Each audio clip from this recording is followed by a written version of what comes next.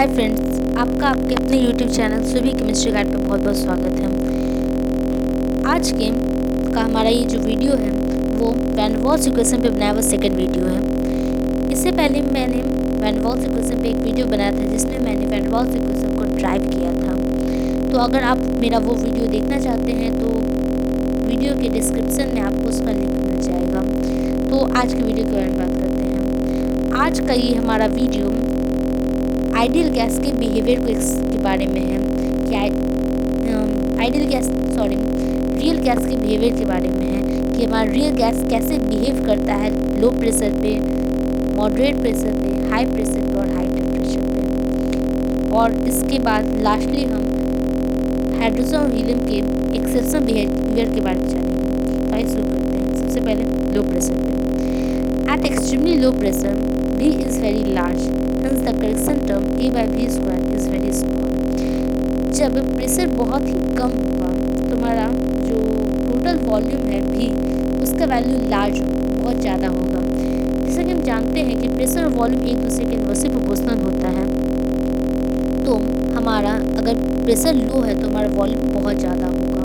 इसके कारण हमारा जो प्रेशर का करेक्शन टर्म है A by V स्क्वायर उसका वैल्यू बहुत ही ज़्यादा स्मॉल हो जाएगा।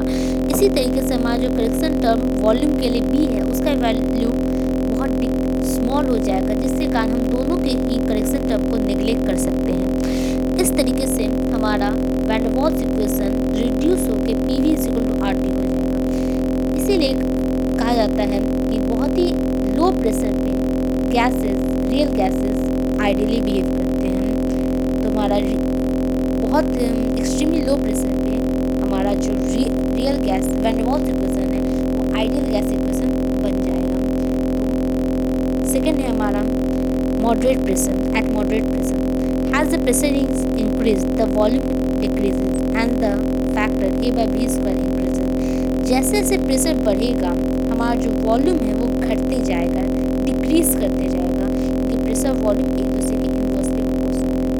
और इसी तरीके से हमारा जो A by V स्क्वायर जो हमारा प्रेशर का करेक्शन टर्म है उसका वैल्यू इंक्रीज करते जाएगा। हेंस अब हम हमारे जो correction term A by V square इसको अब हम निगलेक्ट नहीं कर सकते हैं। लेकिन अभी भी प्रेशर इतना हाई नहीं है कि वॉल्यूम हमारा इतना अभी भी हमारा प्रेशर बहुत ज़्यादा हाई नहीं है। हमारा प्रेशर बहुत कम भी नहीं है, हाई भी नहीं है, जिसके कारण हम B को अभी भी निगलेक्ट कर सकते हैं क्योंकि हमारा वॉल्यूम अभी भी काफ़ी ज़्यादा है। हमारे इफेक्टिव मॉलिक्यूलर वॉल्यूम यानी कि B जो हमारा करेक्शन टर्म है वॉल्यूम का उससे बहुत ही ज़्यादा है, जिसके कारण हम B को निगलेक्ट करेंगे। तो अब हमारा वैन डर वाल्स इक्वेशन जो है वो रिड्यूस होके हो जाएगा P + A by V square into V = RT और PV + A by V = RT और P = RT - A by V। यहाँ पे हमारा जो PV है वो RT से कम होगा A by V टर्म से। इसी कारण ये हमारा जो ग्राफ में PV वर्सेस P का हमारा जो ग्राफ होता है वो इसी कारण हमारा डाउन जाता है, क्योंकि उस केस में क्योंकि मॉडरेट प्रेशर के केस में हमारा PV का वैल्यू RT से कम हो जाता है A by V के क्वांटिटी से। तीसरा हमारा है at high pressure. As the pressure is increases further so it is fairly high. V is so small that B can no longer be neglected in comparison with B. Although under these conditions the factor A by V square is quite large, but since B is very high, so A by V square can be neglected in compare with B. अब moderate pressure से हमारा pressure जब और बढ़ा तो हमारा pressure भी इतना लार्ज हो चुका है कि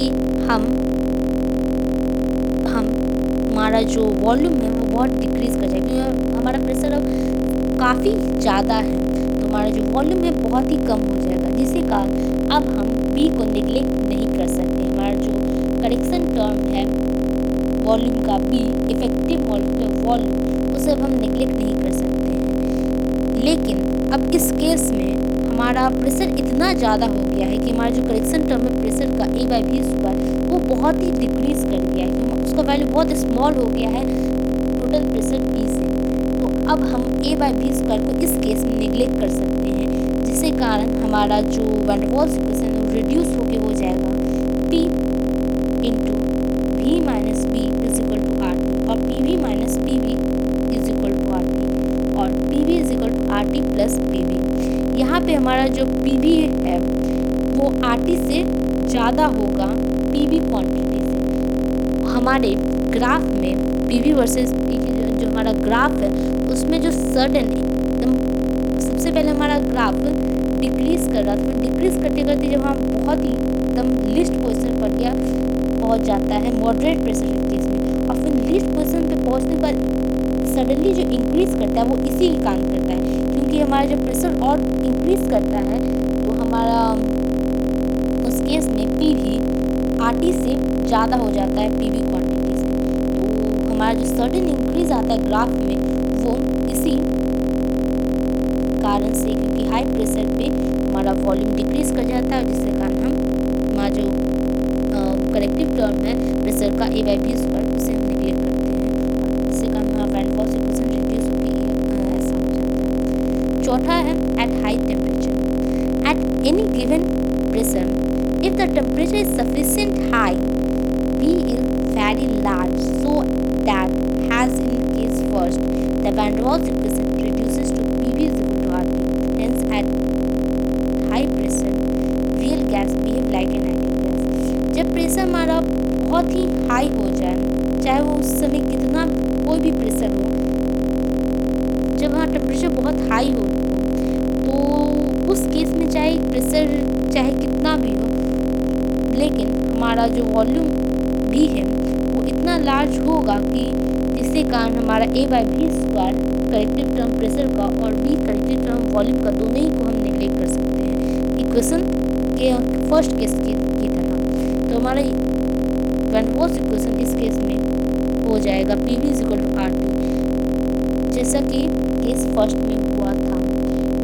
यानी कि हम ये कह सकते हैं कि बहुत ही हाई टेम्परेचर पे हमारा रियल गैस आइडियली बिहेव करता है।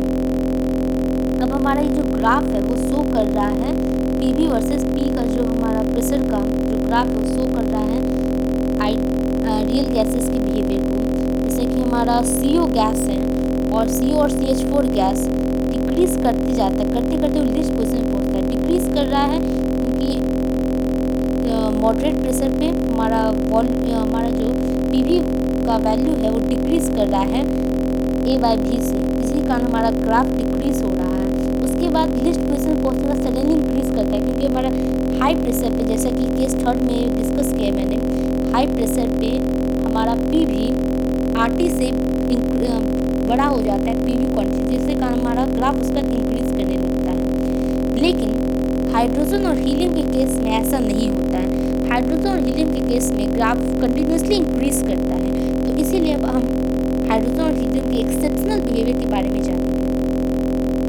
Exceptional behaviour of hydrogen and helium. In case of hydrogen and helium, their molecules have very large mass. Hence, in case of these gases, intermolecular force A of attraction are extremely small even at high pressure. Hydrogen और helium के case में उनके का जो molecule होता है वो बहुत ही स्मॉल होता है, उनका मॉलिक्यूल्स का मास बहुत स्मॉल होता है। इसलिए इस केस में हमारा जो इंटरमॉलिक्यूलर फोर्स ऑफ अट्रैक्शन का ए है, इंटरमॉलिक्यूलर फोर्स ए है अट्रैक्शन, वो बहुत ही स्मॉल होगा चाहे किसी भी प्रेशर पे। इसीलिए इसे हम ऐसे भी कह सकते हैं कि हाइड्रोजन और हीलियम के केस में हमारा जो A/V² जो करेक्शन टर्म है प्रेशर का वो हमेशा ही निग्लेजेबल होगा हर प्रेशर के लिए। Hence, the van der Waals equation is applicable in the following form. इसलिए हमारा जो van der Waals equation होगा इस फॉर्म में अप्लाई होगा P into V minus V is equal to RT और PV is equal to RT plus PV। Equation third पे जैसा कि हमारा हाई प्रेशर पे जनरली हो रहा था वही केस इसमें कंटिन्यूस रहता है हाइड्रोजन और हीलियम में, क्योंकि हाइड्रोजन हीलियम में जो उसके मास होते हैं, मॉलिक्यूल्स होते हैं, इतने स्मॉल होते हैं कि उनका जो फोर्स ऑफ अट्रैक्टिव टर्म है ए, वो हमेशा ही नेग्लेजेबल होगा, जिससे कि हमारा ए और बी स्क्वायर का वैल्यू हमेशा नेग्लेजेबल रहेगा। तो हमारा van der Waals equation P is equal to R T plus P होगा। यही हमारे एक्सेप्शनल बिहेवियर का जो हाइड्रोजन हीलियम का कारण यही है। तो thanks for watching my video. अगर आपको मेरा वीडियो अच्छा लगा हो तो लाइक करें, सब्सक्राइब करें मेरे चैनल को, और कोई भी इससे प्रॉब्लम हो, कोई भी क्वेश्चन हो तो कमेंट बॉक्स में जरूर लिखें। और आप ये भी लिखें कि मेरा वीडियो आपको कैसा लगा, तो मुझे आपके कमेंट्स का इंतज़ार रहेगा। Thanks for watching.